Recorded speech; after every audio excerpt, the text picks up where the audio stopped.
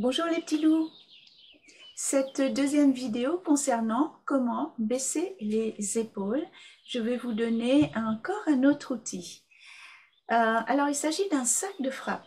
Évidemment, je ne vous demande pas d'en acheter un, quoique ce n'est pas bien cher. Ça se présente comme une housse de coussin, vous voyez, avec une petite fermeture éclair.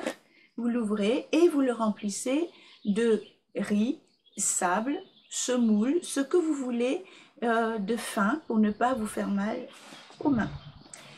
Ensuite, il y a des anneaux et vous l'accrochez au mur.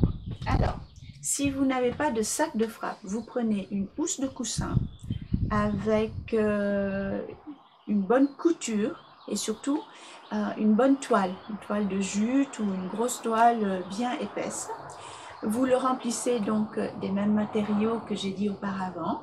Vous attrapez les oreilles, vous ficelez et vous l'attachez à un mur. D'accord? Alors, veuillez à attacher votre sac de frappe à une bonne hauteur, comme ceci, et non pas trop haut ou trop bas. D'accord? Juste à hauteur de votre épaule à vous. Maintenant, pour vous protéger les mimines, surtout si vous avez la peau fragile un petit peu ici, donc soit un gant. Je pense que tout le monde n'a pas non plus ce genre de gant. Alors, vous prenez une paire de grosses chaussettes. Vous les enfilez les deux chaussettes l'une sur l'autre et vous mettez vos petites mains dedans. Ça fait marionnette. Non. En fait, c'est simplement pour vous protéger la peau de votre main. Vous serrez le poing. Dans une des vidéos, j'avais montré comment on serrait le poing, d'accord? Ici, vous avez un petit boudin. Ah, il y a beaucoup de vent. Ici, vous avez un petit boudin pour mettre vos doigts dessus et surtout le pouce à l'extérieur. Jamais à l'intérieur, vous pouvez vous casser le pouce. Donc, le pouce à l'extérieur. Dans votre chaussette, c'est pareil. Vous enroulez et le pouce à l'extérieur.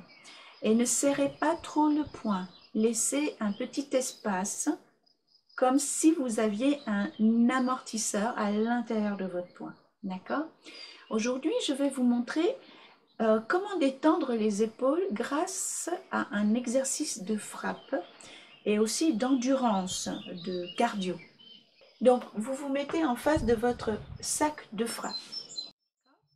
Les deux pieds parallèles et le poids sur les deux pieds de manière égale.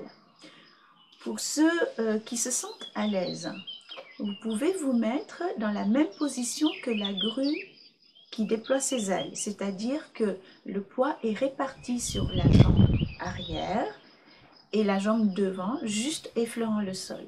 Donc, si vous voulez bien revoir la vidéo pratique de la grue qui déploie ses ailes, vous avez donc cette position.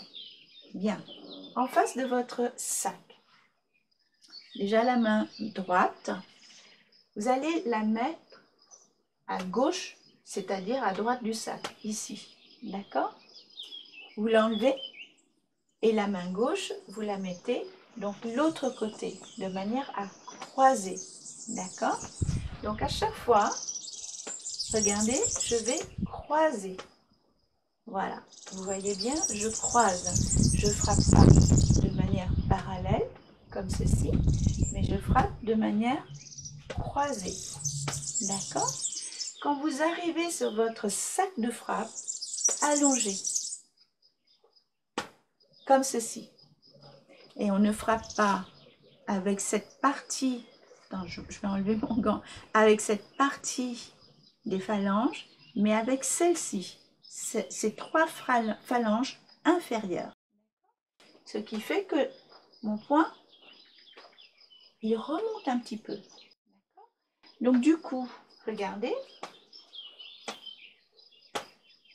je croise et j'allonge. Jusque-là, c'est super simple. Voilà.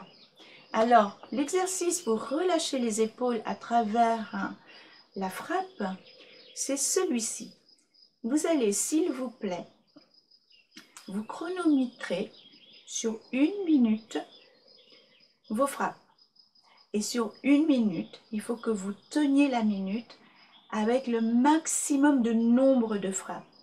On ne cherche pas à avoir une frappe puissante, mais on cherche à avoir le maximum de frappes. Donc on travaille sur la rapidité. Vous le faites une première fois. Ensuite, vous revenez me voir pour la suite de la vidéo. D'accord? Donc, une première fois, vous le faites selon votre intuition à vous. Surtout si vous êtes débutant, vous ne savez pas trop comment ça se passe, comment frapper. Juste croiser, frapper avec les 3 phalanges en dessous et bien allonger. Allonger. On ne frappe pas tout près comme ça. Allonger. Donc, prenez votre bonne distance. Il ne s'agit pas non plus de rouler. Ne roulez pas, ne faites pas des roues. Ce sont des frappes droites. Droites.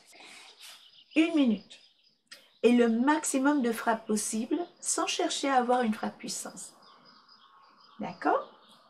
Revenez me voir après.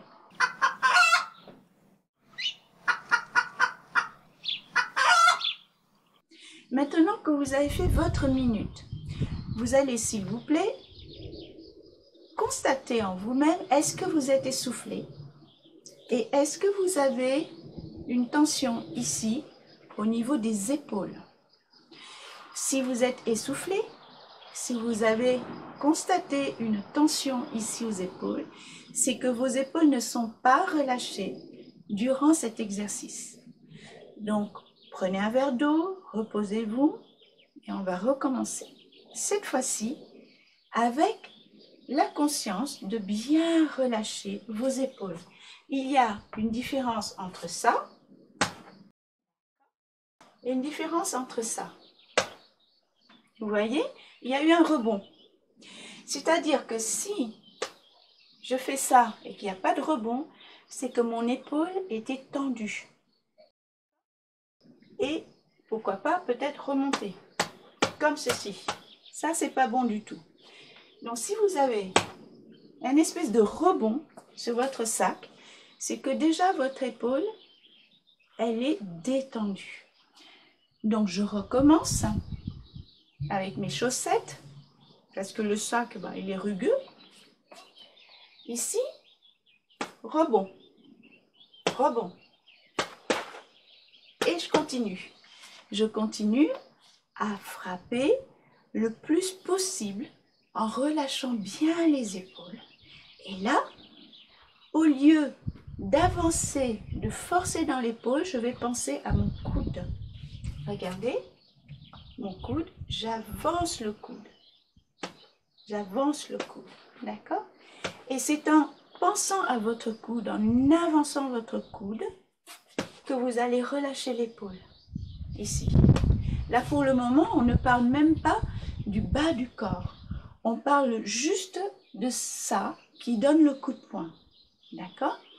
Vous allez recommencer sur 1 minute avec tout ce que je viens de dire. C'est-à-dire, relâchez bien les trapèzes, l'articulation et avancez simplement le coude avec un petit rebond.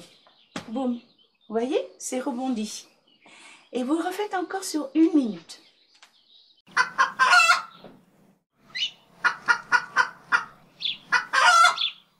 Donc 1 minute après,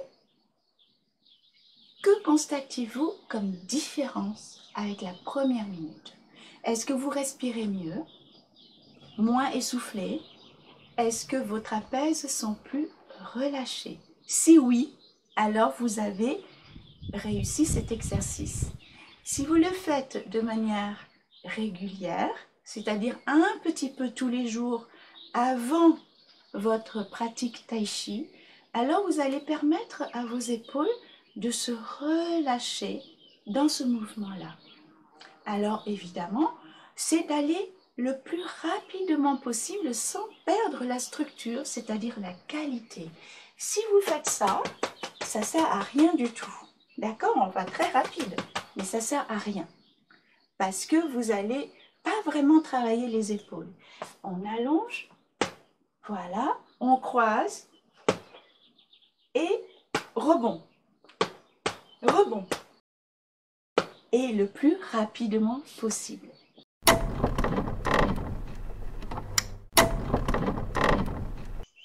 Maintenant, reprenons notre rouleau pâtissier. Vous vous rappelez, n'est-ce pas? La dernière fois, nous avions fait un exercice ultra simple pour masser le dos et relâcher les épaules. Aujourd'hui, nous allons apprendre à relâcher l'épaule et à travailler avec le bassin. Le bassin en Tai Chi Chuan est toujours relié aux épaules. Donc, du coup, aujourd'hui, nous allons faire un exercice qui consiste à bien relâcher l'épaule et à bouger avec le bassin. Donc, pour commencer, je me retourne, voici. Voilà la position de départ. Dans le dos, le bang est bien vertical et pris entre deux mains. Évidemment, toujours relâchez le psoas et installez-vous confortablement, les deux pieds bien parallèles. Ensuite, vous allez pivoter sur le côté où votre bras est levé, donc comme ceci, vous voyez? Voilà.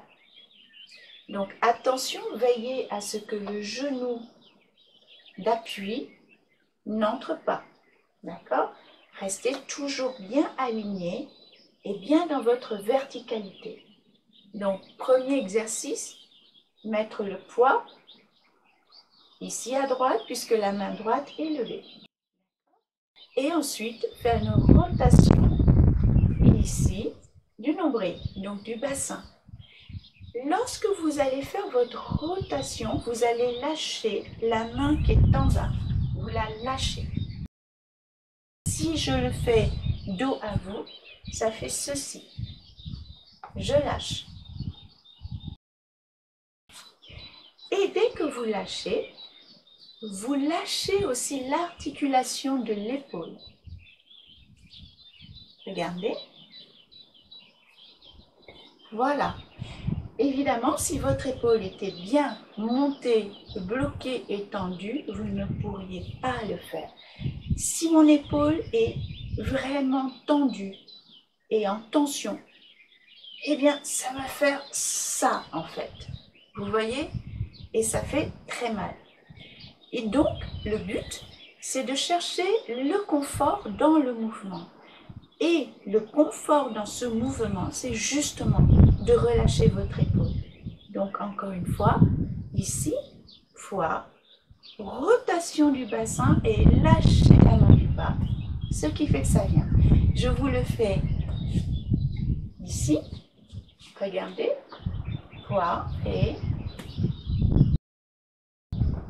encore une fois. Le poids du bang est très important. Il est à peu près du même poids qu'un rouleau de pâtisserie. Parce que c'est justement ce poids-là qui entraîne votre bras et votre épaule à se relâcher. Si c'est trop léger, ça ne marchera pas. Il faut vraiment le poids de ce bang ou le poids du rouleau pâtissier. Donc ici, rotation, et je vais aller chercher ça. Donc, veillez à avoir un geste précis. Regardez, si mon geste n'était pas précis, ça ferait ça. Voilà. Je vais aller chercher, tandis que là, allez chercher de plus en plus dans la pratique la précision. Juste là. Alors, au niveau martial, évidemment, c'est une parade. D'accord? Et ça vous fait relâcher ça. Ça vous fait relâcher cette articulation. Celle-ci et le poignet. 3 en 1, c'est comme certaines lessives. Donc, l'autre côté, regardez, main gauche en haut, main droite en bas. Donc, du coup, je mets mon poids sur la gauche et rotation vers la droite. Là, regardez. Là, c'était un geste non précis, vous voyez? Et le geste précis, voilà. D'accord? Encore une fois. Vous voyez que c'est mon bassin qui va entraîner mon épaule et le poids du bang va entraîner le mouvement. Si mon épaule était bloquée, il ne serait pas lié au bassin et du coup, ça donnera quelque chose de complètement pas naturel. Si mon épaule, je la bloque, regardez, je la bloque, je tourne et là seulement, vous voyez, c'est pas quelque chose de naturel, c'est quelque chose de forcé. C'est-à-dire que le bas n'est pas lié avec le haut parce que le haut n'était pas relâché. Donc ça ne marche, ce mouvement ne marche de manière harmonieuse et confortable que si tout est relâché. Donc entraînez-vous, mais attention, lorsque vous commencez cet exercice, déjà, essayez de faire des roulements comme ça au niveau des épaules pour les échauffer. Et n'en faites pas trop. Si vous en faites 3 d'un côté, 3 de l'autre, c'est suffisant. Parce qu'après, vous pouvez, si vous n'avez pas l'habitude, vous faire mal au tendon. D'accord? Le plus important, c'est de vous relâcher. Le troisième outil, vous le connaissez maintenant. Donc, soit le rond en bambou, art martial, kung fu, ou alors le cercle pilates, comme j'avais montré sur la première vidéo de ce topic. Donc rappelez-vous, la dernière fois, nous tenions le volant et ensuite, on a fait ça. Aujourd'hui, puisque nous commençons à travailler cette partie liée avec celle-ci, eh bien regardez, on va donner un tout petit peu de difficulté à l'exercice. Donc on va faire ceci. Revenir au centre et l'autre côté. Revenir au centre et l'autre côté. Revenir au centre et l'autre côté. Et là, vous le faites 5 fois d'un côté et 5 fois de l'autre. Et à la fin de votre 10 fois, si vous avez une tension aux épaules, c'est que vous n'avez pas assez relâché les épaules. Nous profitons du corps, du bassin pour pouvoir faire cet exercice. C'est pour donner à votre corps l'habitude que les deux travaillent ensemble. C'est lorsque les deux travaillent ensemble que ça peut vraiment se relâcher. J'ai une élève qui me dit souvent, oui, je ne travaille en fait quand je fais quelque chose, quand je fais mon ménage, ou quand je fais du jardinage, ou quand je porte quelque chose de lourd, en fait, tout le temps, quand elle sollicite son corps, c'est que là, c'est que dans les épaules. Et du coup, évidemment, on ne peut pas les relâcher. Or, le Tai Chi Chuan nous apprend à relier le haut avec le bas. Et seulement lorsque le bas est en connexion avec le haut que le haut peut se détendre. Sinon, s'il n'y a pas de connexion, alors le haut prend tout et il est crispé, il ne peut pas se détendre. Il faut partager les tâches. C'est pour ça que aujourd'hui, eh bien, je vous demande de faire le haut et le bas ensemble. Là, ta, là, ta et là. Et bien voilà pour cette courte vidéo. Encore une fois, il y en aura d'autres pour ce même topic qui est très demandé. Je vous remercie pour votre attention et à très bientôt. Bonne pratique!